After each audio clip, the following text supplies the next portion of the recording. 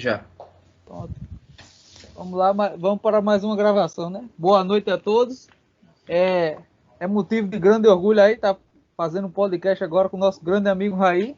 E hoje a gente vai estar abordando um dos temas, né? Na verdade, um tema, né? Mas um dos maiores pensadores da história da filosofia, né? Um pensador que, é claro, é caro a todo pensador que vai se envolver com o pensar filosófico, né? Até lembrei estava lembrando aqui do início de Clarke, fala do Senhor Deus da Verdade, né? Que ele disse que se você for embrenhar pelos caminhos da filosofia, você só tem duas vias, a platônica ou a aristotélica. Aí ele fala, e se for no contexto cristão, você tem a via agustiniana e a via aristotélica, né? Que seria uma continuidade dessas duas vias. Então, sem mais delongas, né? Quero pedir para que aí faça sua apresentação, dizendo quem ele é, o que ele faz da vida, se é solteiro ou casado. Possa se apresentar aí e falar sobre o tema, né? É tão caro a nós que é nosso amigo Platão. Antes de tudo, boa noite a todos. Eu fico muito grato e honrado pelo convite de vocês, principalmente porque vocês, antes de tudo, são amigos, né? Então, isto aqui não se trata de um mero encontro, assim, no sentido profissional da coisa, acadêmica, mas de um encontro, antes de tudo, entre amigos. Né? Então, eu fico grato e honrado por isto. Vejam bem, no que se refere à minha pessoa, eu sou formado em filosofia, sou graduado e mestre pela UFPB e atualmente eu estou a fazer doutorado pela PUC do Paraná. E o meu doutorado ele já vai aí no último ano, basicamente, de modo que entre fevereiro e março eu devo já estar defendendo a minha tese. A minha pesquisa é em Nietzsche, né? Mas eu não sou nenhum especialista em Nietzsche e também não sou nenhum especialista em Platão. Mas, embora eu não seja, isso não significa que eu queira ser. Né? Atrai-me a ideia de fazer filosofia mediante o estudo dos textos dos filósofos, e eu penso que esta é a maneira mais prudente de nós estudarmos a filosofia. Né? E, nesse sentido, eu preparei aqui vários aspectos da filosofia de Platão para que possamos discutir a respeito. E não é a minha ideia que a gente se centre em apenas um diálogo da filosofia de Platão. Né? A gente pode analisar passagens diversas de diversos diálogos e ver em que medida, embora os diálogos sejam diversos e tratem de problemas diversos, parece haver uma espécie de convergência, que é a convergência do núcleo da filosofia propriamente platônica. Sabemos que o núcleo de sua filosofia está na teoria das ideias, né? Mas me parece que é bem necessário discutir certos aspectos que precedem essa discussão sobre a teoria das ideias. Então, antes de tudo, a minha proposta é que não nos centremos de imediato nesta teoria das ideias, mas talvez num outro encontro possamos nos aprofundar melhor nesta questão. Não que não iremos tocar em alguns aspectos concernentes à teoria das ideias, mas eu concebo que há alguns outros aspectos que precedem a teoria das ideias, embora a teoria das ideias seja, de fato, a teoria magna de Platão. E esses aspectos, eles são questões absolutamente filosóficas, a partir das quais é possível articular o conteúdo referente à teoria das ideias. Teoria das ideias ou teoria das formas. Há uma discussão em torno disto, né? que é o fato de que a palavra ideia está meio que corrompida e remete a um certo psicologismo, né, subjetivismo, etc. Então, vários estudiosos da filosofia de Platão preferem falar de forma originária. Embora, no grego, a expressão seja eidos ou ideia. Há essas duas palavras no grego, ideia e eidos. E é muito interessante observar de onde deriva essa palavra eidos, né? Curiosamente, ela tem a ver com aspecto. Eidos na filosofia de Platão, é aquilo que torna o mundo visível. É aquele elemento primordial, originário, a partir do qual as coisas se tornam visíveis. Portanto, diz respeito também ao aspecto das coisas. Essa palavra eidos, ela tem uma relação direta com o verbo horal. O verbo horal no grego significa ver. Então, e ver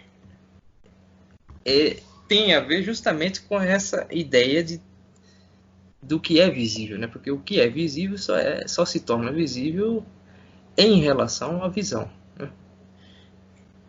Mas, como falei, este não será o nosso foco, embora possamos tocar brevemente sobre alguns pontos. Então, eu havia dito que há alguns aspectos que precedem a teoria das formas, e a partir desses aspectos podemos posteriormente nos aprofundar no que seria essa teoria das formas. Eu proponho então que partamos de uma questão fundamental que perpassa a história da filosofia e, de certo, também a filosofia de Platão. Essa questão é: o que é o homem? Em qualquer que seja a filosofia, qualquer que seja o filósofo, certamente nós vamos nos deparar com esta questão: o que é o homem? E de imediato poderíamos responder: o homem é o animal racional. Mas isto não diz nada ao mesmo tempo que diz tudo. É preciso desenvolver o que significa esta racionalidade, esta razão que é inerente ao homem. Há um aspecto para o qual eu quero chamar a atenção também, que é o fato de que é imprescindível que, quando nós vamos nos dedicar ao estudo da filosofia, não prescindamos do estudo da filologia. A filologia parece ser o elemento sem o qual não há filosofia. Isto é interessante porque Sócrates, no diálogo Fedro, no passo 236e, ele se autonomeia de filólogo, quer dizer, um amigo de discursos, né? Amigo do logos, vamos dizer assim. E o que significa isto, né?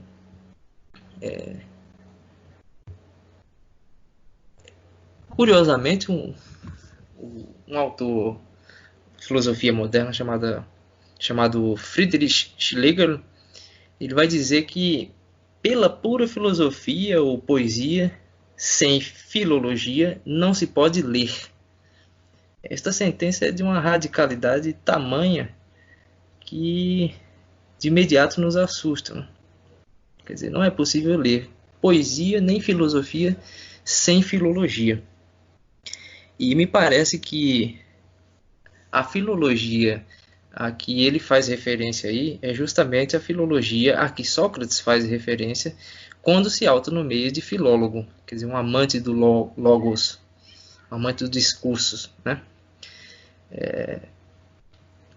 Então, nesse sentido, é interessante não prescindirmos deste elemento, né? Digo isto porque em alguns momentos do nosso percurso aqui eu vou propor algumas referências de cunho filológicas, a fim de que possamos esclarecer melhor o conteúdo em questão. Mas retomemos, pois, a pergunta: o que é o homem? É interessante também remetermos à famosa sentença que consta no oráculo de Delfos, a qual, inclusive, Sócrates faz referência, que é a frase, a sentença: conhece-te a ti mesmo. Parece que nesta sentença, conhece-te a ti mesmo, reside a questão sobre a qual devemos nos debruçar aqui, que é o que é o homem, porque para que possamos nos conhecer a nós mesmos, faz necessário que saibamos o que somos. E somos homens, né? Somos seres humanos. Mas o que é o homem? Então fica sempre uma espécie de refrão aqui no nosso percurso, que é esta pergunta: o que é o homem? Sócrates, curiosamente, no diálogo Fedro, nos passos 229d e 230a, ele vai dizer que até agora não fui capaz de conhecer-me a mim mesmo, conforme aquilo do oráculo de Delfos, fazendo referência a essa sentença, donde parecer-me ridículo estudar coisas estranhas antes de saber o que sou. Então, isto nos serve como uma espécie de alerta, no sentido de repensarmos aquilo que estamos no poder de estudar, para que, quer dizer, como pressuposto para o estudo de outras coisas, de outros saberes, né? A referência de Sócrates aí é de um mito de Bóreas, né, do rapto de Bóreas a Orítia. E ele conta o mito, mas ao mesmo tempo se resguarda nessa espécie de mistério da linguagem, dizendo que não pode contrariar o mito em questão, né? Porque se ele não conhece nem a si próprio suficientemente, o que dizer dessas histórias que envolvem os deuses, né? Então, parece haver aí uma referência a esta questão fundamental, que é o que é o homem. Para responder esta questão, eu proponho que partamos do diálogo Crátilo, do passo 399c. Há uma passagem, esta passagem, né, do passo em questão, nos diz o seguinte: o nome Anthropos significa que, ao contrário dos animais que não examinam o que veem, nem o analisam, nem o contemplam, o homem, ao mesmo tempo que vê, isto é, justamente, que quer dizer opopé, contempla e raciocina o que viu. Por isso, dentre todos os animais, é o homem o único justamente denominado Anthropos, ou seja, o que contempla o que vê.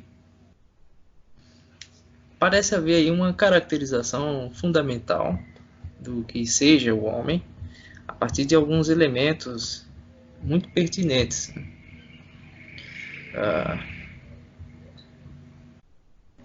Um desses elementos é esse aspecto do ver. O homem é o vivente que vê e para o qual as coisas aparecem. Aqui poder-se, obviamente, objetar: ora, mas os outros viventes, os outros animais, não são viventes para os quais as coisas aparecem também, né? Não são viventes que veem, que são dotados dessa capacidade da visão? Quer dizer, eles são dotados da capacidade do ver, mas eles não podem ver que viram. Quer dizer, eles não podem contemplar e examinar aquilo que viram, aquilo que veem, né?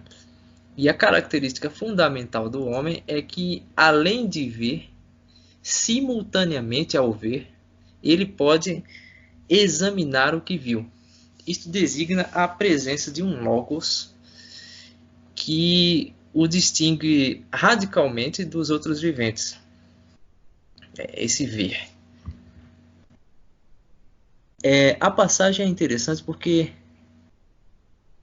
ela nos diz que, ao mesmo tempo que vê, contempla e raciocina o que viu. Eu chamo a atenção então para esse ao mesmo tempo. Quer dizer, simultaneamente, vamos dizer assim. Quer dizer, talvez possamos partir de dois aspectos que concernem a esse ver no homem. Um é o ver ordinário, que acompanha o homem a todo instante em suas experiências mais habituais, corriqueiras. Outro é o ver extraordinário, que é aquele ver que pode dizer a origem do próprio ver. Pode dizer o princípio a partir do qual o homem vê. Quer dizer, e é a partir deste princípio que Sócrates está a falar. Então, me parece haver aí, embora a própria passagem não seja tão clara quanto a isso, mas me parece haver aí dois aspectos fundamentais da visão. Né? A passagem nos diz que o homem é aquele que examina e vê. Né? É aquele que, ao mesmo tempo que vê, contempla e raciocina o que viu. Só que a passagem não nos diz que o homem, quando eleva a sua razão, o faz dessa maneira. Quer dizer, contemplando e raciocinando ao mesmo tempo que vê. Ela nos diz que é o homem, em geral, que assim o faz. Então, há de se supor que há dois níveis de manifestação deste logos. Quer dizer, porque o homem, habitualmente, já sempre, ao mesmo tempo que vê, raciocina. Mas há de se supor um raciocínio que não é aquele que diz a gênese de todas as coisas. Quer dizer, é um raciocínio que é inerente à condição mesma humana. Porque o ver do homem nunca é um mero ver. Então, por exemplo, nós podemos dizer o cachorro está sobre a calçada. E aí a gente pode dizer, ora, mas isso é uma percepção ordinária. Aí talvez não haja raciocínio. Quer dizer, talvez não haja um raciocínio no sentido mais profundo da coisa. Mas porque o homem é o vivente racional, mesmo nessa percepção, por mais ordinária que ela seja, já vigora a presença de um logos e, portanto, de um raciocínio, em algum nível possível. Por quê?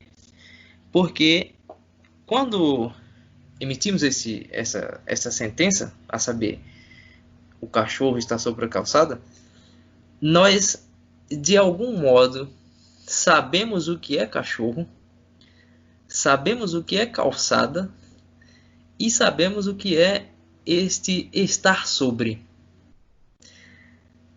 Ao passo que o próprio cachorro, ele nem sabe o que é cachorro, nem sabe o que é calçada e nem sabe o que é este estar sobre a calçada.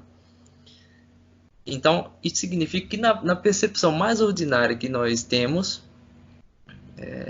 está em questão aí um nível de racionalidade, uma manifestação de um logos que já sempre acompanha o homem, que já sempre se deu, que já sempre se manifestou. Então, o homem é o vivente racional a todo instante, em todos os sentidos possíveis.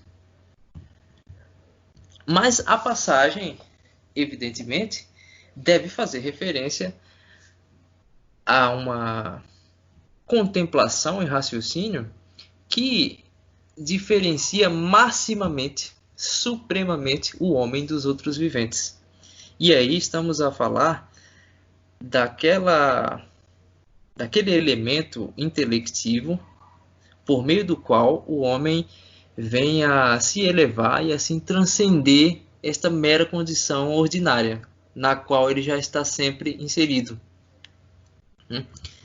Então, não é que a percepção do cachorro sobre a calçada não seja racionalidade, não tenha aí raciocínio. Quer dizer, um raciocínio no homem e para o homem já sempre se deu, mas há níveis de raciocínio, né? Há níveis de manifestação do logos, de modo que aquele logos que faz referência à gênese de si próprio, ao princípio que possibilita o homem agir de tal e qual modo, é o logos de maneira mais intensificada. Vamos colocar nesses termos assim.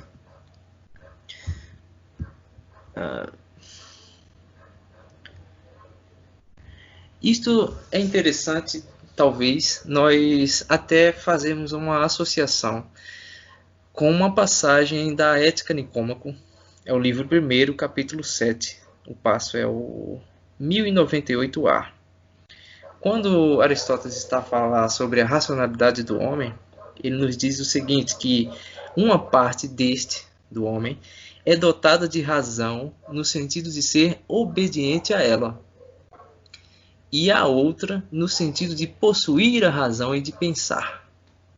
Ora, aí parece haver, de fato, uma distinção muito clara de níveis de manifestação da razão. Quer dizer, uma razão, um logos, ao qual o homem obedece, e um logos que o homem possui e pensa. Essa distinção aí é de uma genialidade sem tamanho, porque quando Aristóteles fala dessa coisa da obediência, é justamente o que caracteriza a vivência comum e ordinária de todos os mortais. Quer dizer, o homem é o vivente racional, antes de tudo, porque ele sempre já está em correspondência e portanto, em obediência a isto que é o logos, a isto que é a razão, a isto que é a racionalidade dele próprio. Mas, quando ele intensifica este logos, ele já não é tão só e simplesmente obediente, mas ele possui esse logos, não como sujeito, não como árbitro, como dominador do logos, mas porque ele está cônscio daquilo que o realiza como tal. E em possuindo este logos, ele vem a pensar. Quer dizer, e ele vem a pensar o quê?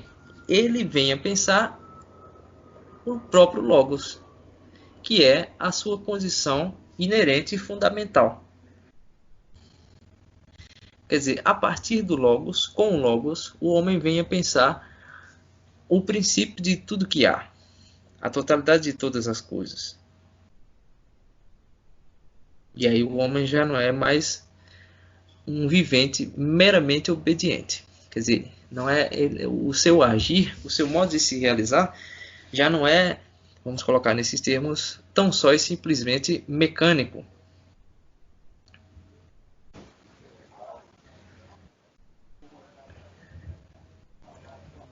Eu relacionaria toda esta discussão acerca do que é o homem, como o vivente que vê, para o qual o mundo e as coisas aparecem como tais. Há uma passagem ainda do Teeteto, passo 152a. É aquela famosa passagem que diz que o homem é a medida de todas as coisas, das que são enquanto são, das que não são enquanto não são. Essa passagem ela é frequentemente mal interpretada, deturpada, portanto, porque se enxerga nela já a origem do subjetivismo, né? Então atribuem erroneamente a Protágoras que quando ele diz que o homem é a medida de todas as coisas, ele está concedendo ao homem aquele poder de ser o árbitro, o dominador, o sujeito de todas as coisas. Mas não parece ser isso que está em questão. Quer dizer, no próprio diálogo Teteto, o diálogo em que esta referência a Protágoras e a sua sentença aparece de modo mais aprofundado, não se fala de modo algum nisto. E até se fala de um princípio ao qual se denomina de kínesis, que é o movimento, que precede a esta condição de o homem ser medida de todas as coisas. Quer dizer, o homem só pode ser medida à medida que já provém de um princípio, de um movimento, quer dizer, de um movimento da totalidade de todas as coisas. Então, me parece que a falsa interpretação atribuída a Protágoras, como se ele fosse um subjetivista, é por uma falta mesmo de leitura dos textos de Platão, né? Mas é interessante nós avaliarmos o que está em questão quando lemos esta sentença. Na passagem do Crátulo, da qual partimos, que é a 399c, que caracteriza o homem como o vivente que vê e, ao mesmo tempo que vê, examina, contempla e raciocina o que viu, parece ter uma relação, de algum modo, em algum nível, com essa passagem do Teteto, que diz que o homem é a medida de todas as coisas. Porque todas as coisas só podem se tornar visíveis como tais a partir da visão que desponta no homem, da percepção que desponta no homem. Quer dizer, mesmo quando se trata de determinadas de elementos não humanos, tais elementos só podem vir à tona a partir do próprio homem. Então, quando se fala de medida, metron, parece haver aí uma referência à racionalidade do homem como aquele meio a partir do qual todas as coisas se tornam visíveis. Quer dizer, por isso que a passagem diz o homem é medida de todas as coisas, das que são enquanto são, das que não são enquanto não são. Mas que diabos quer dizer isso, né? Das que são enquanto são a gente entende porque faz referência àquilo que aquilo com o que a gente se depara frequentemente e, portanto, essas coisas são de algum modo. Mas quando ele diz das que não são, a gente fica um tanto confuso, porque como é que o homem pode ser medido do que não é? É que o modo de ser do homem consiste em que tudo o que ele diz faz aparecer e, ao mesmo tempo, faz se resguardar alguma coisa.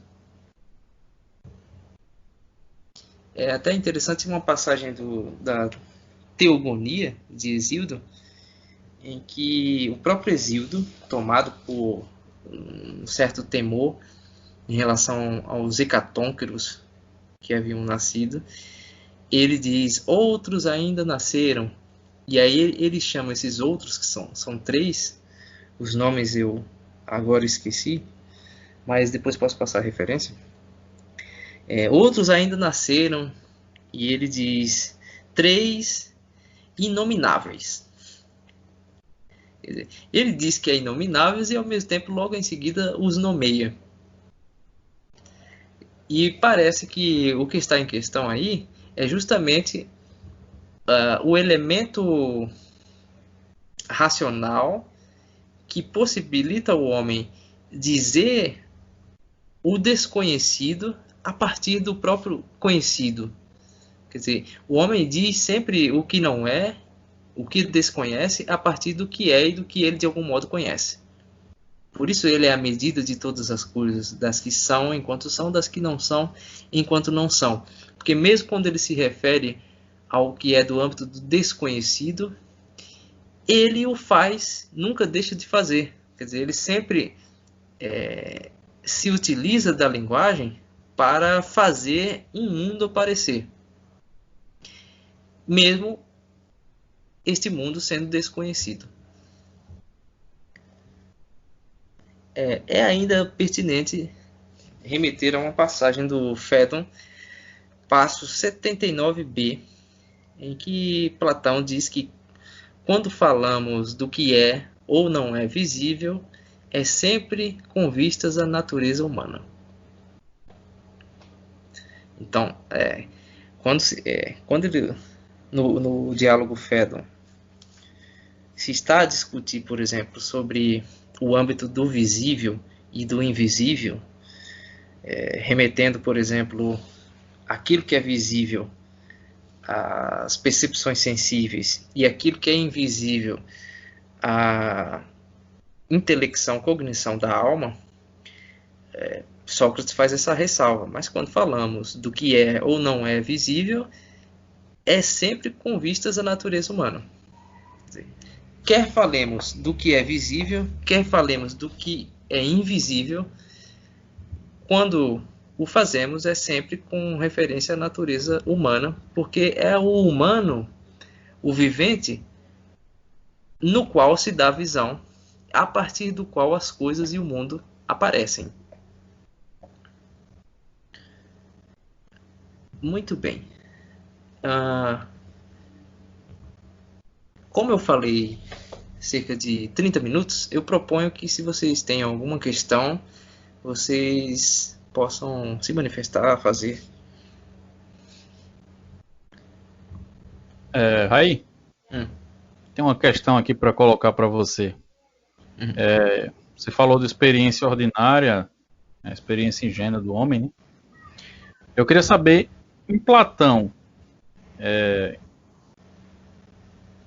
em que ponto, né, como é que o homem faz, né, para sair dessa mera experiência ingênua e ordinária e, vamos dizer assim, começar, se estou colocando de modo correto, a trabalhar com esse logos, né? Sim.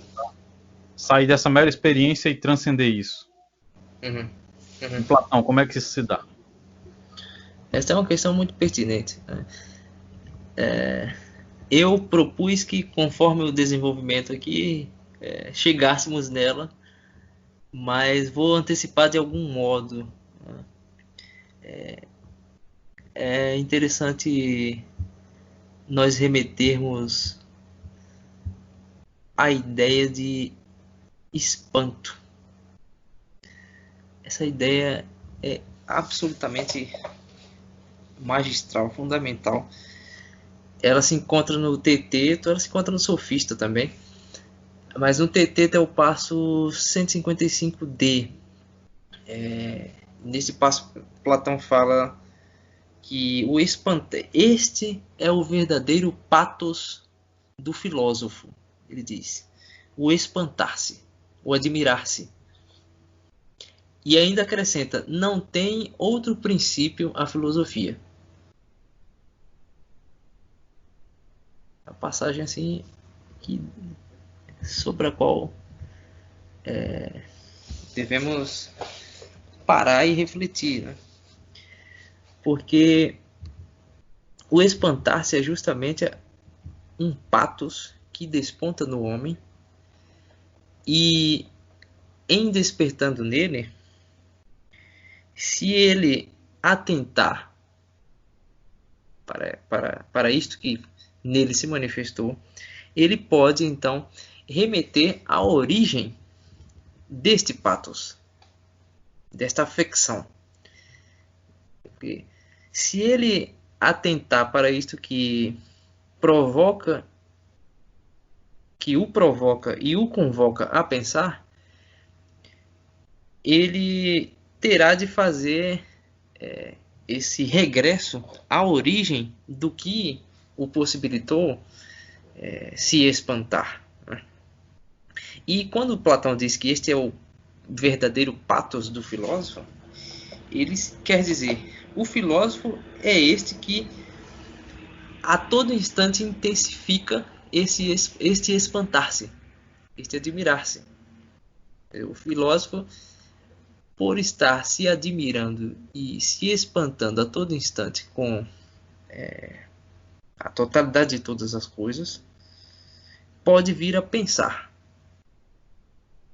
Se perde esta capacidade de se espantar, parece que há aí um declínio e o homem fica ofuscado pelos prazeres do corpo, vamos colocar nesses termos assim, que é algo que aparece muito no Phaedon, né? Ao passo que este poder espantar-se é justamente aquela condição a partir da qual, insistindo e persistindo nela, o homem pode despertar da mera aparência e regressar, no sentido de rememorar, aquilo que é a sua essência. Né? Porque quando se fala de espanto, como aquilo que gera o pensamento, e aquilo que é o modo de ser próprio do filósofo, não se está a compreender outra coisa senão a condição que faz com que o homem remeta à sua própria essência. Né? E aí, obviamente, entra-se em vários aspectos da filosofia platônica concernentes a o que é esta essência, que é justamente a essência é caracterizada justamente como as formas, né? As formas são essa essência.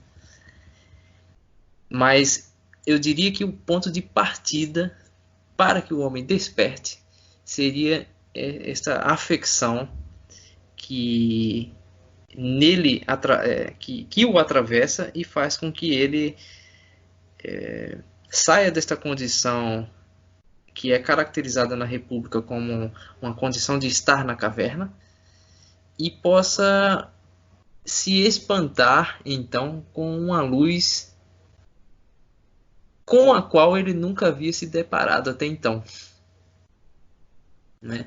Para que o homem possa então sair desta condição que é a condição caverna, impõe-se para ele esta afecção, que é o espantar-se. E aí, este espantar-se, ele caracteriza uma dupla percepção, porque é tanto um espantar-se com aquilo que é propriamente a aparência, como também com aquilo que é a essência. Porque quando o homem não desperta para o que é a essência, ele não sabe nem o que é a essência e nem o que é a aparência. Quer dizer, embora ele viva e conviva a todo instante com a aparência, ele não sabe o que ela é. Porque ele só pode saber o que propriamente é a aparência mediante aquilo que é a condição da própria aparência, que é a essência. Né? É por isso que a teoria das formas é essa teoria que nos diz que para que o mundo da sensibilidade material possa se fazer visível, é necessário um princípio condutor que assim o faça. Né? E este princípio é esta ideia de essência, que remete às formas. Então, deixa eu tentar entender bem aqui. Então, para Platão, o homem começa, vamos dizer assim, a sair da mera experiência ordinária a partir do momento que há o espanto, e a partir desse espanto ele busca, né? Quer dizer, ele começa a partir da investigação a discernir, né, o que é aparência de essência, é isso? Eu diria que sim, embora eu tenha chamado a atenção para um possível aspecto que configura uma possível resposta, né? Mas obviamente se partirmos de diversos diálogos possíveis, as respostas serão várias. Mas eu particularmente gosto desta resposta porque ela diz aquilo que caracteriza propriamente o filósofo. E é o filósofo aquele que, por excelência, desperta para a essência. Compreende? Compreendo. A passagem do TT, essa que fala do espanto, ela diz que não tem outra origem o filósofo e a filosofia.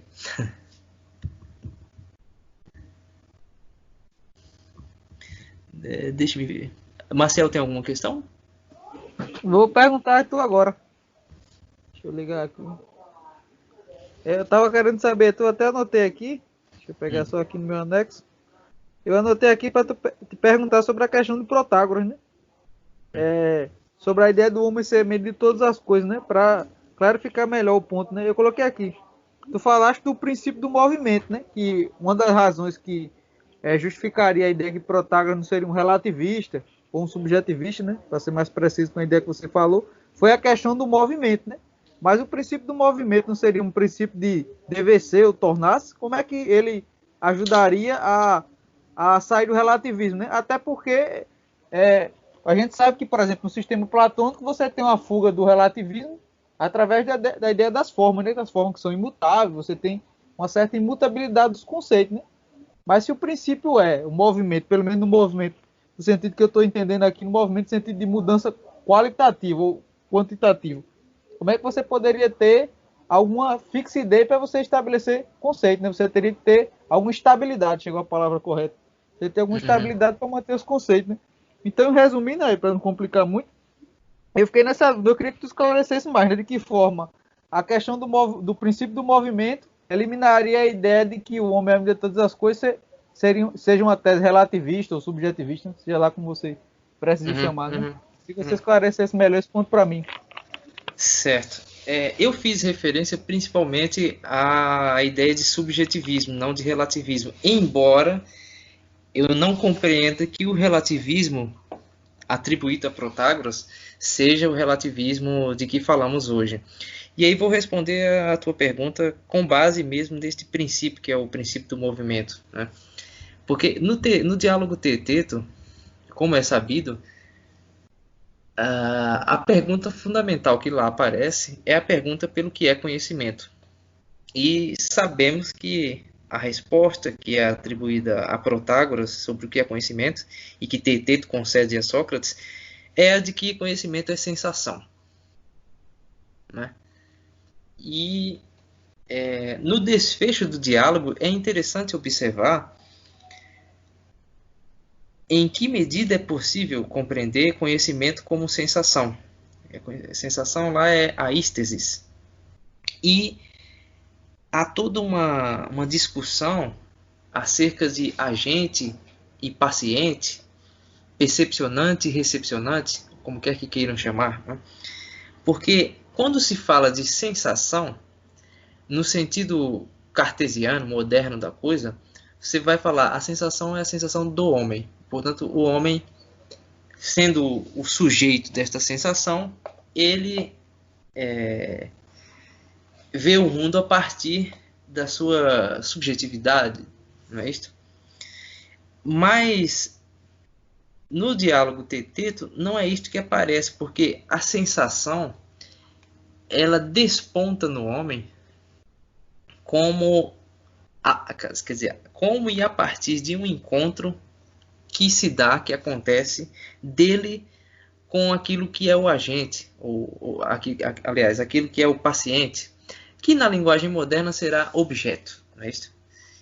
Sujeito e objeto é o que se faz referência lá como agente e paciente. Só que é interessante evitar esses termos para não cairmos numa espécie de anacronismo. Mas quando se vai, no diálogo em questão, caracterizar o que seja sensação, fala-se do encontro, de um certo conflito, de uma certa colisão entre o agente e o paciente, e então isto que surge como sensação não é causada, digamos assim, nem pelo agente e nem pelo paciente, mas pelo encontro. Quer dizer, ela surge no meio de, ela surge entre, quer dizer, neste encontro, não é? E pelo fato de surgir deste encontro, parece haver aí uma espécie de, como é que se poderia dizer? Como é que poderia dizer, né? Uma espécie de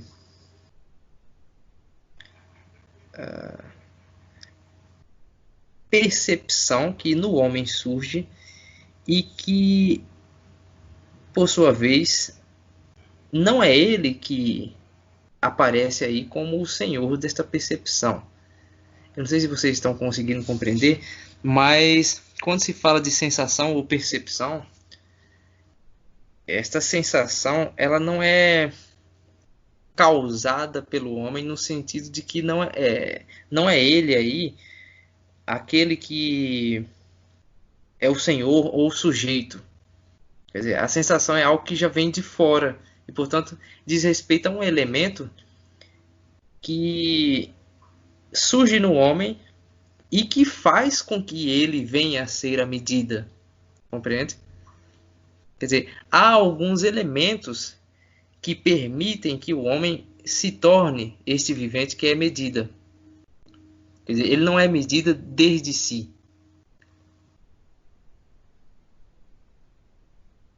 Agora, no que se refere ao relativismo, é interessante fazermos uma distinção, talvez, em relação ao relativismo de que se fala hoje em dia, não é? Porque o relativismo de hoje, há uma espécie de... Nele, né, nesse relativismo, há uma espécie de comprometimento ontológico, no sentido de dizer que as coisas são relativas. Mas Protágoras está falando do aparecer e não do ser. E, nesse sentido, parece haver uma distinção fundamental, porque quando você fala do que aparece, você está dizendo, aparece de tal e qual modo. Portanto, parece também ser de tal e qual modo. Mas quando você fala que é de tal e qual modo, você está determinando a realidade de um modo tal que ela seja e não possa não ser de tal e qual modo. Vocês compreendem essa questão? Aliás, muito pertinente é o que... Só perguntar uma coisa aí, para ver se eu entendi até agora, né? Para ver se eu estou acompanhando o teu raciocínio. Então, a sensação seria, no caso, uma afetação da alma, né? No caso, o ser humano que é afetado pelo mundo. Não é algo que ele direcione enquanto a gente. Seria isso a primeira coisa? Em parte sim, exatamente. Em parte sim. Porque é algo que nele desponta. E em relação ao que ele não tem controle. Compreende? Portanto, ele não é o sujeito. Então, a divergência dele, no caso, Protágoras seria uma espécie de parecido com a ideia do Kant, né?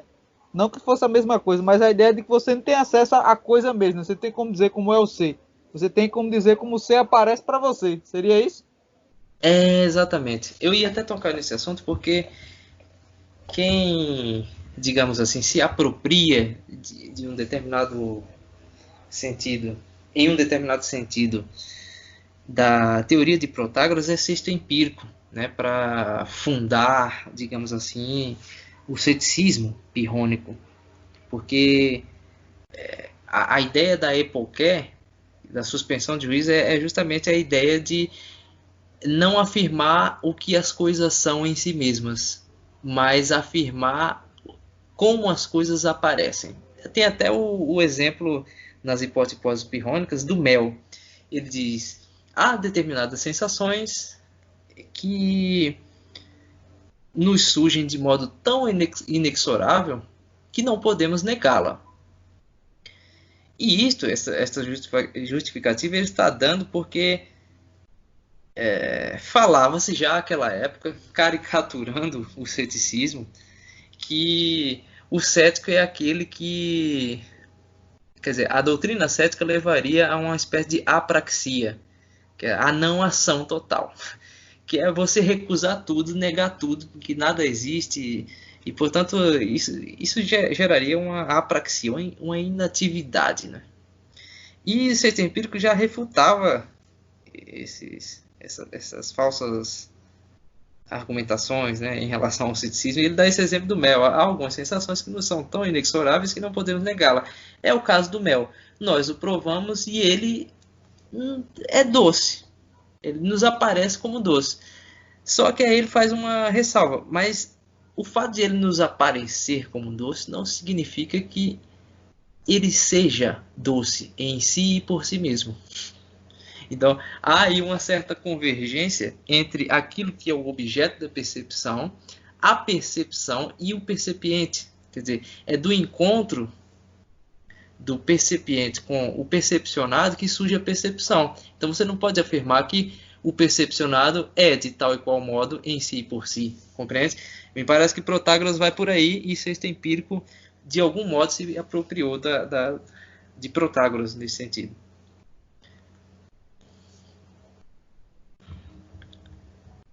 Mais alguma questão quanto a isso? Eu continuaria explorando esse ponto aí. Só em relação ao movimento, mas para mim, ainda não ficou claro como isso evitaria o ceticismo, né? Em que sentido, né? Porque, então, você nunca alcançaria as coisas tais quais relação, mas sempre ficaria, ficaria tudo... Deixa eu pegar a melhor forma de expressar isso, né? Você nunca, segundo Protágoras, então, você nunca conheceria as coisas tais quais elas são, mas sempre como aparece a você? Sim. Seria isso? Sim, eu diria e como que é sim. que você evitaria um relativismo total, né? Então, como é que ninguém nunca poderia saber as coisas tais quais são? Não seria...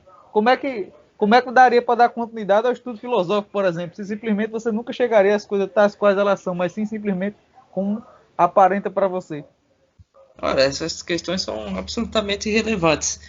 Mas eu fico pensando se não seria o caso de... assim, dado que o foco não é necessariamente apresentar a doutrina de Protágoras, mas explorar aspectos da filosofia de Platão, fico pensando em que medida, se a gente se detiver muito na doutrina de Protágoras, a gente não vai estar perdendo um pouco da própria doutrina de Platão, compreende? Problema, então, vamos deixar essa briga de Protágoras para depois. Mas eu tenho outra pergunta para ti. Mas fiquemos com esta questão de Protágoras, pois ela é muito relevante. Eu tenho outra pergunta aí sobre a questão da antropologia, né? Uhum. Que tu começasse a exposição falando sobre a questão da antropologia, né? E estudando no seu livro Cristianismo e Estado, ele fala que a noção de Estado, geralmente de um filósofo, está ligado muito à noção de antropologia dele, né? Eu queria saber se na tua visão tu acha que tem alguma relação entre a visão antropológica de Platão de homem, ou seja, a visão de homem na filosofia de Platão, com a visão dele de Estado, né? Porque ele vai trabalhar nos seus livros, por exemplo, como a República, ou nas leis eu não li, né? Não sei se ele trabalha o Estado propriamente dito, só as leis de forma geral. Mas tu acha que tem alguma relação entre a visão de Estado de Platão e a visão de homem dele, a visão antropológica? Sem dúvidas. Eu propus, inclusive, que partíssemos desta questão sobre o que é o homem, porque, em minha concepção, ela é a questão a partir da qual todas as outras são desdobradas. Inclusive, a questão que eu quero explorar agora é que não é possível responder a pergunta que é o homem sem que respondamos também a pergunta o que é o real. Quer dizer, o que é a vida. Porque, obviamente, quando colocamos esta pergunta, o que é o homem, faz-se necessário respondermos a partir de um elemento que não o homem. Porque não é o homem que se autodetermina a partir de si próprio e assim se constitui como vivente racional. Mas, como falamos, é um logos que nele sempre já despontou e que para ele já sempre se deu. Então, parece haver uma certa antecipação, a qual podemos chamar de possibilidade originária, que sempre já se deu no homem. E já se deu de um tal modo que ele não tem o controle disto. Portanto, há um elemento não humano que vigora em todas as ações e realizações humanas. Então, quando perguntamos o que é o homem, faz-se necessário respondermos também a partir de um elemento que não o próprio homem. Há uma passagem muito interessante, ainda do Crátilo, que foi o diálogo a partir do qual principiamos a reflexão, que é o passo 387A. É quando Platão vai fornecer exemplos de ações humanas nas quais vigoram um princípio condutor. E isto mesmo nas ações mais habituais e ordinárias, sempre fazendo referência àqueles dois graus de manifestação do Logos de que falei a princípio. Então, ele vai dar o exemplo, ele vai dar o exemplo da atividade do cortar. Ele vai dizer, olha, se observarmos bem, quando o homem se propõe a cortar alguma coisa no sentido de produzir, fabricar, fazer, e ele se utiliza desta atividade do cortar, ele o faz a partir de uma medida, a partir de um parâmetro. E este parâmetro é o que o possibilita chegar àquele fim almejado. Quer dizer, só é possível chegar ao objeto feito e perfeito na medida em que o homem corresponde a uma medida, a um parâmetro que para ele se antecipou. E este exemplo do cortar é interessante, porque na passagem fala-se o seguinte: não será cortando cada objeto como quer a natureza, que ele seja cortado e com um instrumento apropriado para cortar, que o cortaremos certo e realizaremos corretamente a operação, e se quisermos proceder contra a natureza, falharemos de todo e nada conseguiremos? A pergunta que Sócrates coloca. Quer dizer, aí se insere um elemento não humano que vigora nas ações humanas. E este elemento é aí caracterizado como a natureza. Fala-se aí de... Quer dizer, para que o homem possa realizar esta atividade do cortar, ele o faz em conformidade com a natureza. De tal modo que, se ele assim não o fizer, e o fizer contra a natureza, vai falhar miseravelmente, de modo a não obter, não conseguir aquele fim desejado. A questão aí que se nos coloca agora é o que é natureza. Porque atualmente, me parece, quando vamos nos referir ao que seja a natureza, sempre o fazemos com referência aos fenômenos do mundo sensível, do mundo material, do mundo empírico. E o grego, quando fala esta palavra natureza, ele não está compreendendo tão só e simplesmente assim, não. É até interessante nós remetermos ao fragmento 123 de Heráclito, em que se diz que a natureza ama ocultar-se. Porque a natureza não é só isto que aparece, é aquilo que se oculta também. E há ainda um fragmento, salvo engano, número 54 de Heráclito, em que ele diz que a harmonia invisível é mais forte do que a visível. E esta harmonia é, de algum modo, a própria harmonia da natureza. E em se mostrando, como isto que é visível, também se oculta, como o que é invisível. E é ainda mais forte do que a harmonia que nos aparece. Quer dizer, do que esta harmonia visível do mundo dos fenômenos que nos aparecem, né? Do mundo da aparência. E quando Platão está se referindo à natureza, aí me parece ter uma relação direta com a natureza tomada em seu todo. Isto significa, não se refere à natureza somente como este conjunto de fenômenos físicos no sentido de materiais, sensíveis, mas também como a totalidade de todas as coisas, que inclui aí tanto o que é visível como o que é invisível, tanto o que é sensível como o que é inteligível.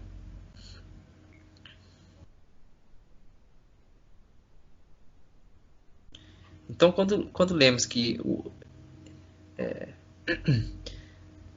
homem realiza uma determinada atividade de conformidade com a natureza que Platão faz referência aí é a natureza como essência. Quer dizer, é aquilo que essencialmente e, portanto, também naturalmente vigora no homem de um tal modo que o possibilita agir de tal e qual modo. E este princípio condutor, que é a essência, que é a natureza, vigora de modo tal que, se o homem exercer uma atividade fora deste princípio, fora desta medida e deste parâmetro, ele imediatamente se depara com um erro. Quer dizer, ele percebe que errou. Assim, por exemplo, no caso do cortar, se ele cortar demais um material, ele estraga. Se ele cortar de menos, também estraga. De modo que não alcança aquele fim desejado, almejado. Né? Ora, então, isso nos revela algo que vigora nas ações humanas,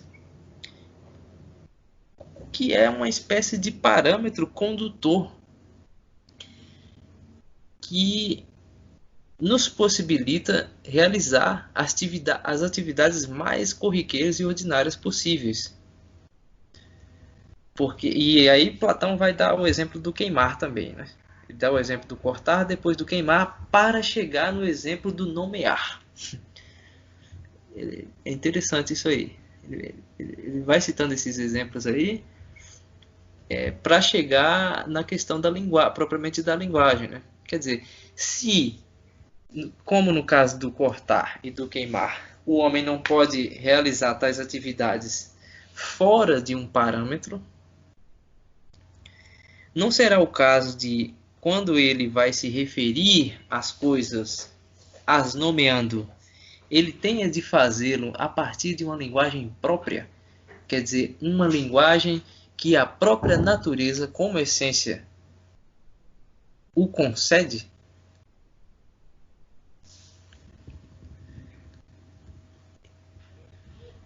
Esta é uma questão bem relevante. Né?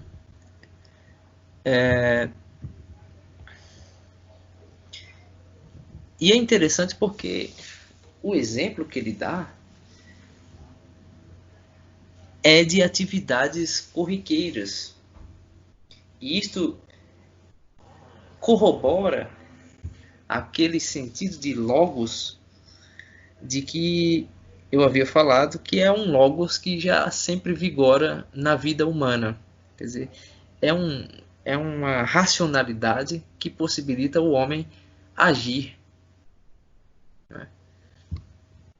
Mas é óbvio que existe um grau de racionalidade, que é uma intensificação desse logos, que possibilita ao homem se realizar de modo mais elevado, de modo a remeter a essa essência, a esta natureza que lhe possibilita agir de tal e qual modo.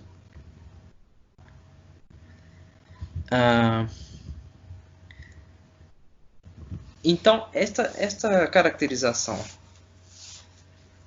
das atividades humanas como atividades que partem de um princípio condutor nos faz novamente perguntar: o que é o homem, afinal? É uma pergunta que sempre vai aparecendo. E no próprio diálogo Crátilo, esta questão ela vai se intensificando, porque o homem ele vai sendo caracterizado de diversos modos, seja como aquele vivente racional para o qual as coisas aparecem de modo tal que ele pode, ao mesmo tempo que ver contemplar e raciocinar o que viu, como também como este vivente que realiza determinadas ações a partir de uma natureza que é a condição mesma de ele se realizar desse modo.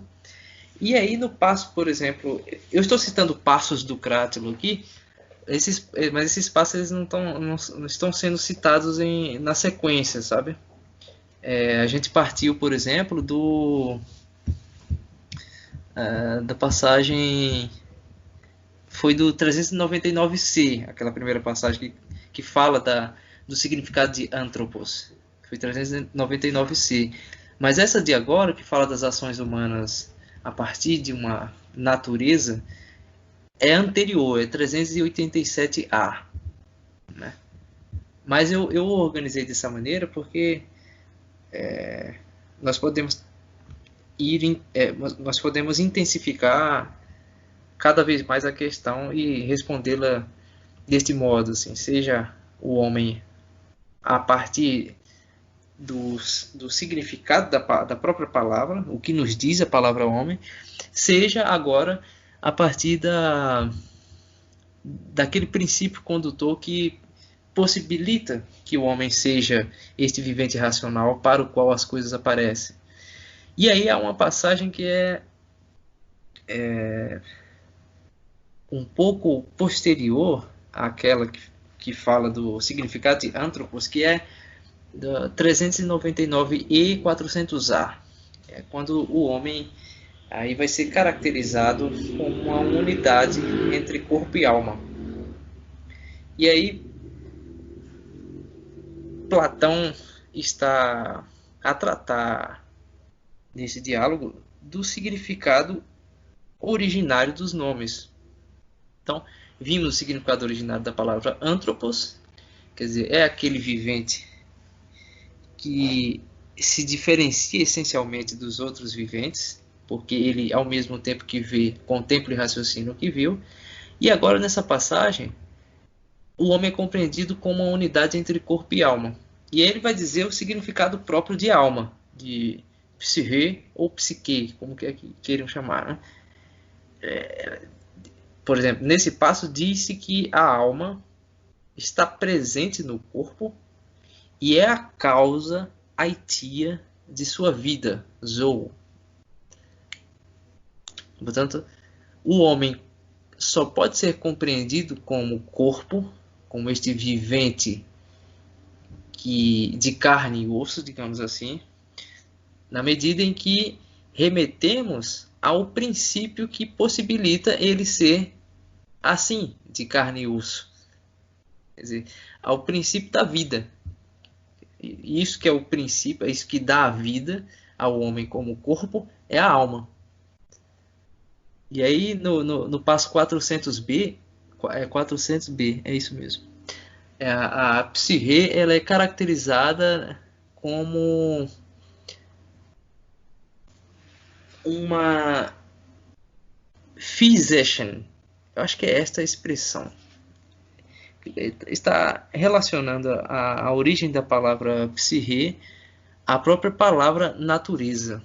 Quer dizer, a alma é uma força, uma dinamis que movimenta e mantém a natureza.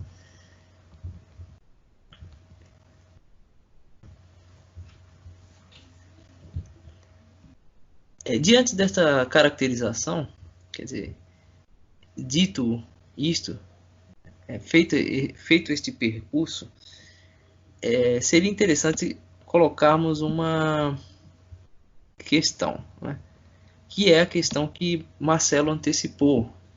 Como é possível o homem intensificar o seu modo de ser racional e então despertar para o elemento inteligível, essencial, de modo a se apartar, de algum modo, do elemento sensível e aparente. Né? Talvez uma questão que possamos colocar agora é como é possível chegar ao saber. Né? Seja esse saber compreendido como sophos, como sabedoria, seja como episteme, né, como conhecimento mesmo. Acho até que, penso que eles se identificam, né? Porque o filósofo, como amante da sabedoria, da sofia, né, é necessariamente aquele que deve possuir conhecimento, episteme. Então, o homem, portanto, compreendido como este composto, como essa unidade entre corpo e alma, deve remeter, então, a um princípio condutor que é mais elevado do que o mero corpo, né? E esse elemento que é mais elevado é justamente a alma. Ora, sendo a alma a parte mais elevada do homem, é necessário apartar-se das enganações do corpo, dos ludíbrios do corpo, e aproximar-se do pensamento como capacidade mesmo da alma. Então, no diálogo Phaedon, por exemplo,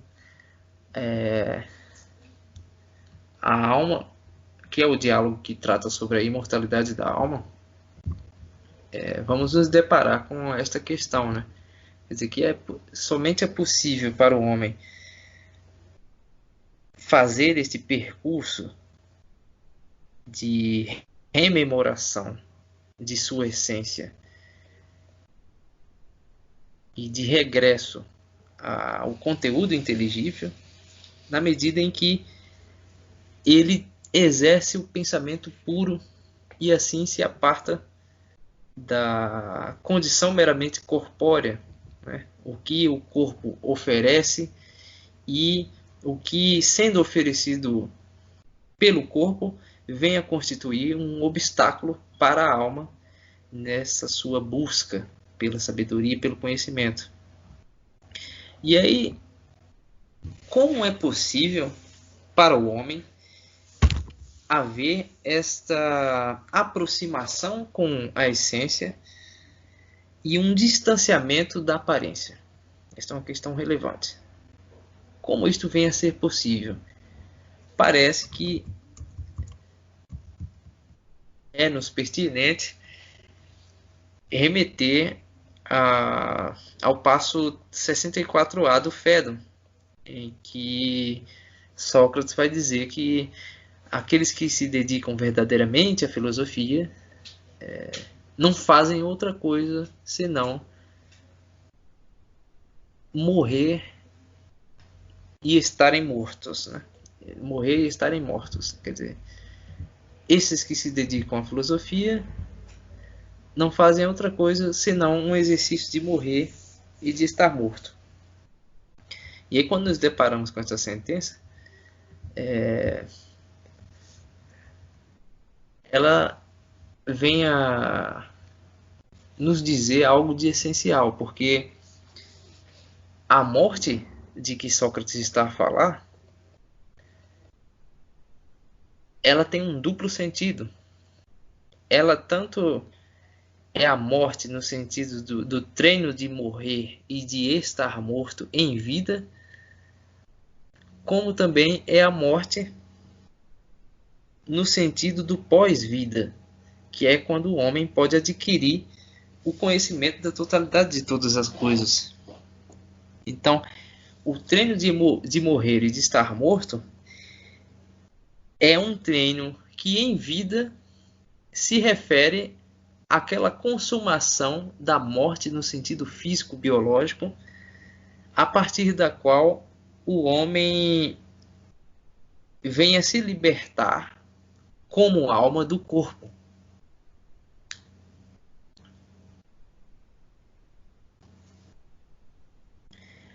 Isso é interessante porque nos faz remeter também, no próprio diálogo Phaedon, o passo 67e. O filósofo ele é caracterizado como aquele que menos teme a morte. E Sócrates é um exemplo disso, né? As pessoas ali estão admiradas com o fato de que Sócrates não está temendo a morte, ele não está preocupado com a morte.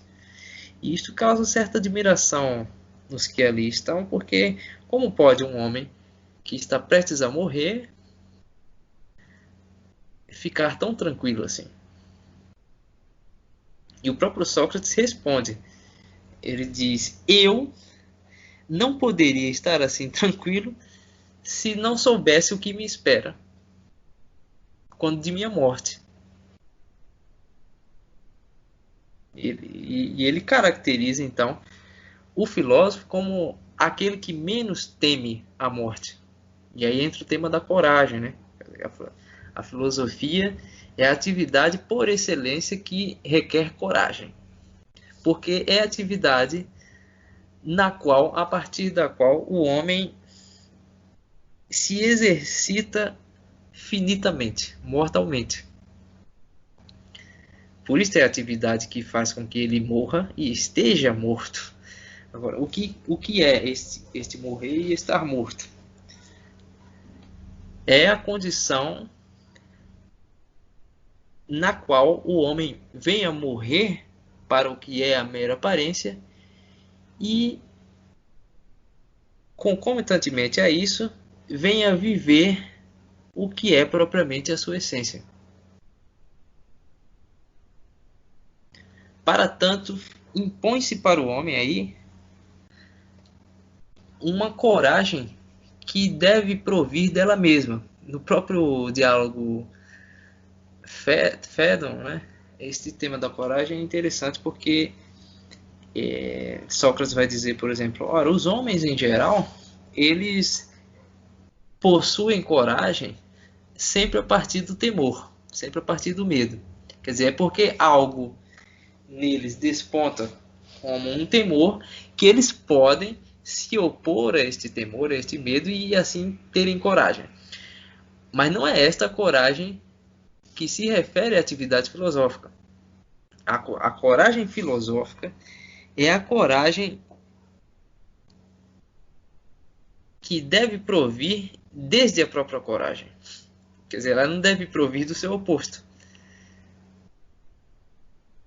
Ela deve se impor desde si mesma.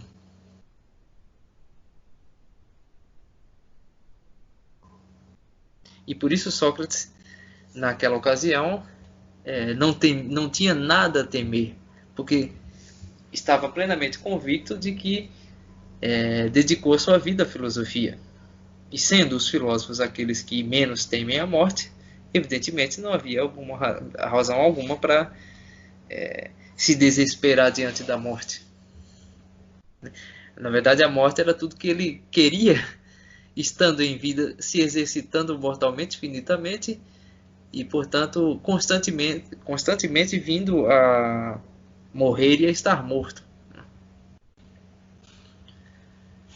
Aí é interessante também remetermos a uma passagem do livro 6º da República, 486A, que é onde se fala da natureza filosófica.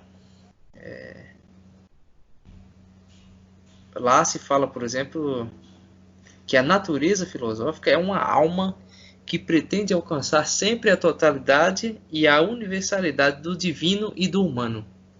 E aí entra outro aspecto para pensarmos, que é, quando falamos de essência, princípio, natureza, como condição a partir da qual o homem vem a se realizar de tal e qual modo, vem a agir, seja de maneira ordinária ou extraordinária, esta essência tem relação direta e profunda com isto que é caracterizado na filosofia platônica como o divino, como o elemento divino.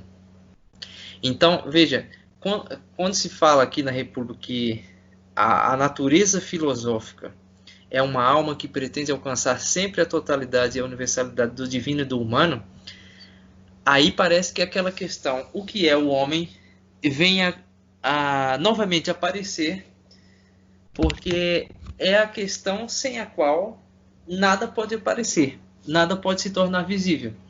Mas o homem não pode simplesmente ficar permanecer nesta questão, o que é ele próprio. Quer dizer, não pode, porque para responder a esta questão, ele deve remeter a um elemento que não ele próprio.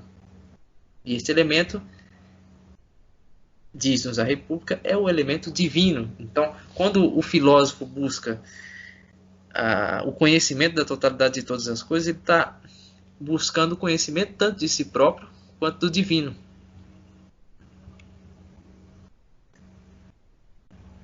E aí, no próprio livro VI da República, ainda neste passo 486A, diz, por exemplo, que a natureza verdadeiramente filosófica é capaz de contemplar a totalidade do tempo e a totalidade do ser, e por isso não concebe que a vida humana tem grande importância.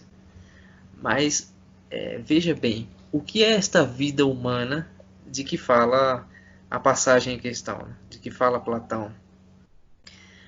Parece que a vida humana que aí está em questão é a vida do corpo, tomada meramente como vida corpórea. Pois a vida da alma é também a vida humana, mas é a verdadeira vida.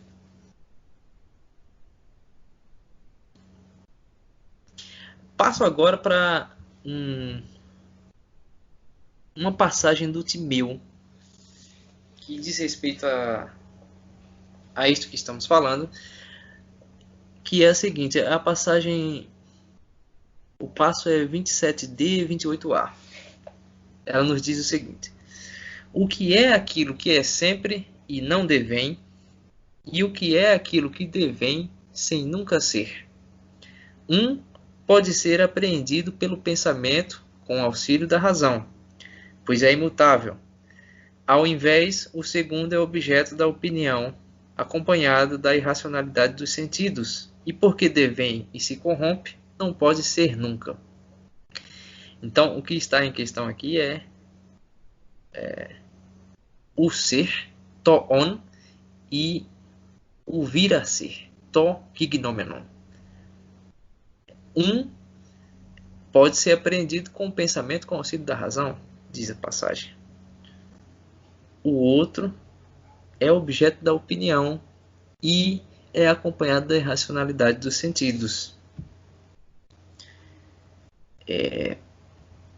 Aí se evidencia o caráter propriamente da alma em relação, em consonância com o pensamento, e o do corpo em consonância com os sentidos e, portanto, com a aparência.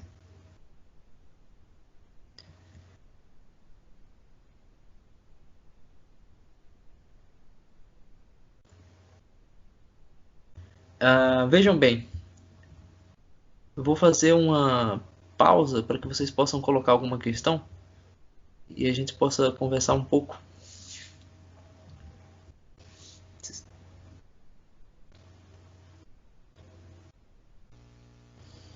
Eu, por enquanto, estou só acompanhando o raciocínio aqui. Não me surgiu nenhuma questão, não. Marcel? Marcel está vivo aí? Tá vivo, cabeção? Acho que ele dormiu no ponto aí. Ou ele pode ter, não sei como é que tá, a conexão dele estava ruim, talvez. Constou que ele saiu. Se tu quiser prosseguir no raciocínio, estou acompanhando aqui. Pois vou prosseguir. Há ainda uma passagem do Timeu, 90A, em que lemos o seguinte: quanto à espécie de alma que nos domina, é necessário ter em conta o seguinte: um Deus deu a cada um de nós um daimon, aquilo que dizemos habitar no alto do nosso corpo, e dizemo-lo muito corretamente, e nos eleva desde a terra até aquilo que é nosso congênero no céu, porque somos uma planta celeste e não terrena. Esta analogia do Timeu é interessante porque ela fala de planta. Tá me ouvindo agora? Sim, agora sim, Marcel. Foi porque tinha travado aqui na hora que eu fui falar que eu percebi. Tava escutando tua voz, mas quando eu fui desabilitar o áudio, o bicho travou aqui. Ah, certo. Você tem alguma questão, Marcel? Eu escutei tudo que tu falou.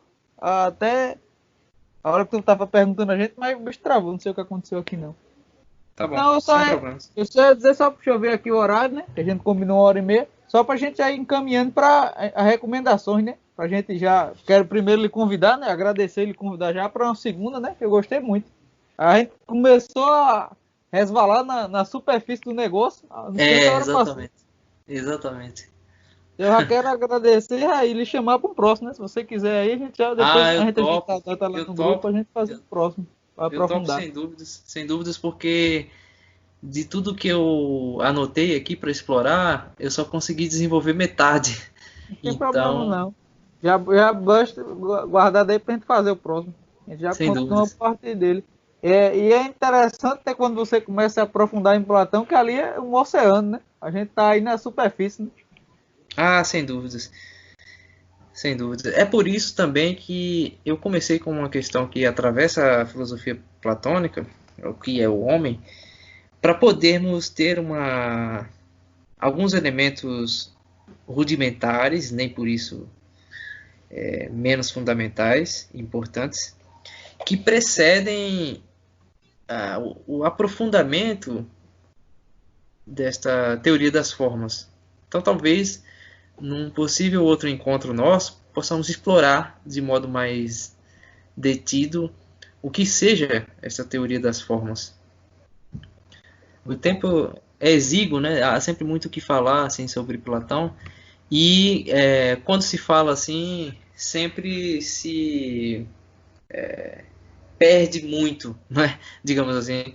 É bom que fique claro que isto aqui é um conteúdo introdutório, não é? Não é nada assim. Isto não vai exprimir o que seja propriamente a totalidade da filosofia platônica. Eu até me propus a pegar passagens de vários diálogos que é para que a minha exposição ela tenha uma certa homogeneidade e harmonia e que possa exprimir assim a questão, por exemplo, concernente ao que é o homem, atravessando todos os diálogos que eu trouxe à tona de Platão. Né? Eu queria que você recomendasse aí o pontapé inicial, né? Por onde o Uhum. cara começar aí a filosofar Platão. Mas antes só deixa o Marcelo falar. Desculpa aí, Coco, eu te interrompi. Foi mesmo na hora que eu fui falar, tu falou também. Mas depois aí, tu comenta aí só pra gente, por onde o cara começar, né? Quais obras aí um principiante, um leigo, um afegão médio pode começar a ler Platão? Sim. Mas vai lá, deixa só o Eu Marcelo falo. falar logo, né? Ele vai Certo. falar um ponto, aí depois Eu passa não pra ia tu. falar nada não, eu só corroborei o que Rai estava falando, né? Ah, sim. Da importância de estudar Platão e que a gente está fazendo aqui arranhou só a superfície aí da coisa. Ah, certamente. Embora a gente tenha tentado fazer isso aprofundando o conteúdo, né? Mas devido ao tempo exíguo não é possível aprofundar demais, né? Isso aqui é um conteúdo para estudar a vida inteira. Filosofia é uma atividade que requer um constante exercício, né? Então isto aqui é mais para, isto aqui serve mais para provocar e convocar o pensamento, né? A partir daqui, óbvio, há toda uma vivência, uma experiência de vida, né? Que Sim. deve advir. Mas Marcelo fez uma pergunta aí sobre por onde se deve começar, né? Olha, eu indicaria o diálogo Mênon de Platão. É um diálogo, inclusive, em que a teoria das formas não aparece explicitamente. Quer dizer, não se fala de forma originária, de eidos. Se não me engano, o termo eidos só aparece uma vez no Mênon e não é com o rigor e vigor da teoria propriamente das formas. Então, embora esta seja a teoria de fato magna, principal de Platão, há, como eu falei, questões que precedem esta teoria, né? E, nesse sentido, penso que o Menon é um diálogo não fácil, porque filosofia não é fácil, sabemos, mas é um diálogo em que as complicações mais profundas da filosofia de Platão não estão tão presentes e, portanto, possibilita ao leitor se introduzir de um modo talvez mais fluido do que se fosse ler, por exemplo, o Parmênides, o Sofista, o próprio Timeu. São diálogos pesados, né? São diálogos complexos. A própria República, a República é de uma grandiosidade assim sem tamanho, né? E cada livro ali é um mundo. Então, o Menon, inclusive em termos de extensão, ele é menorzinho, né? É possível se introduzir pelo Menon. E no Menon já aparece, por exemplo, questões muito pertinentes da filosofia platônica, que são, por exemplo, concernentes ao que é conhecimento e o que é opinião, o que é opinião verdadeira, em que medida a opinião verdadeira se identifica com a verdade, mas não sendo conhecimento, quer dizer, não fazendo uso de um raciocínio de causa, e esta é a expressão que se usa lá. Parece haver uma espécie de, como poderíamos dizer, correspondência também com a aparência, né, com o mundo sensível. São questões que aparecem no Menon e que são questões que perpassam a filosofia platônica. A questão, por exemplo, da reminiscência já aparece no Menon. Isto é fundamental, porque a teoria das formas ela vai implicar necessariamente a anamnese, né? Lá já aparecem estas questões. Aparecem questões muito sutis, por exemplo, a caracterização de filosofia como uma busca. Isto vai ser aprofundado também no Banquete. Mas o Menon deve ser o ponto de partida, penso. Depois, se quer entender, por exemplo, o que seja propriamente a alma, o homem compreendido como alma, em que consiste o exercício do filósofo propriamente, eu recomendaria o Phaedon. O Phaedon todos os diálogos são fundamentais, né? Mas eu penso que a partir desses dois diálogos é possível então ir se direcionando para outros mais, o Fedro, por exemplo, o Banquete, sabe? Há diálogos menos pesados assim de Platão, o próprio Ion, Eutidemo, né? O Crátilo é um diálogo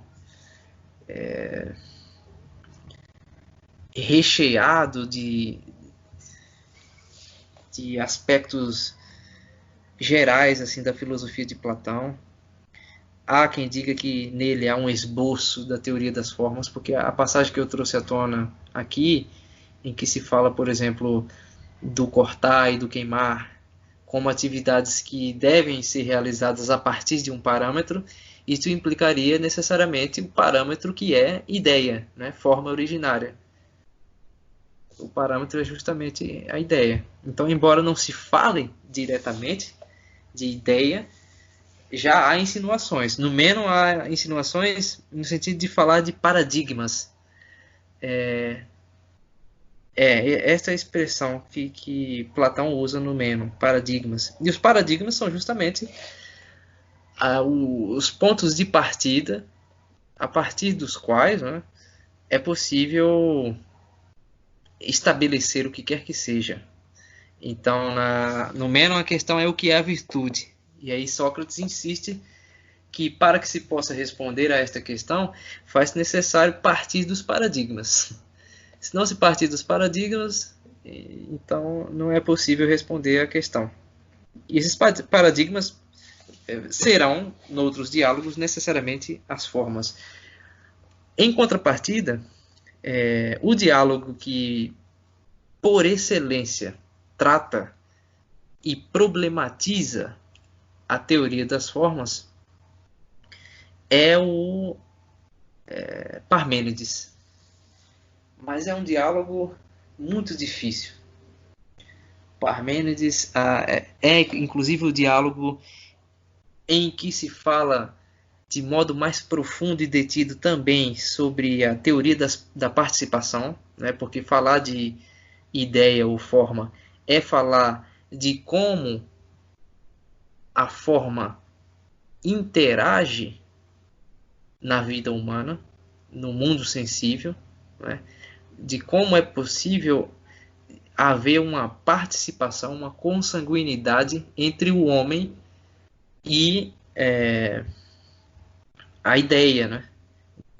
Inclusive a passagem que eu trouxe à tona do Timeu, que fala sobre o homem ser uma planta celeste, era inclusive para introduzir este conteúdo, né? Porque como é possível o homem rememorar este conteúdo inteligível e remeter à sua essência?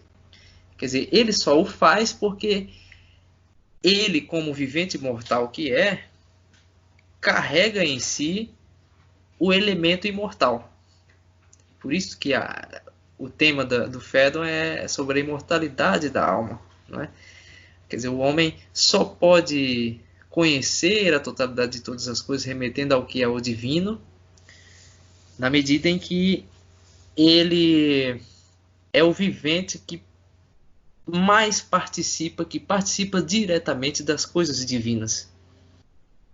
Por isso ele é uma planta, diz a passagem do Timeu, ele não é uma planta terrestre, mas uma planta celeste. E aí a analogia é interessante porque as plantas, nós as concebemos como fenômenos físicos. E o homem, sendo também corpo, ele está submetido a esta condição física. Mas ele não é somente isto.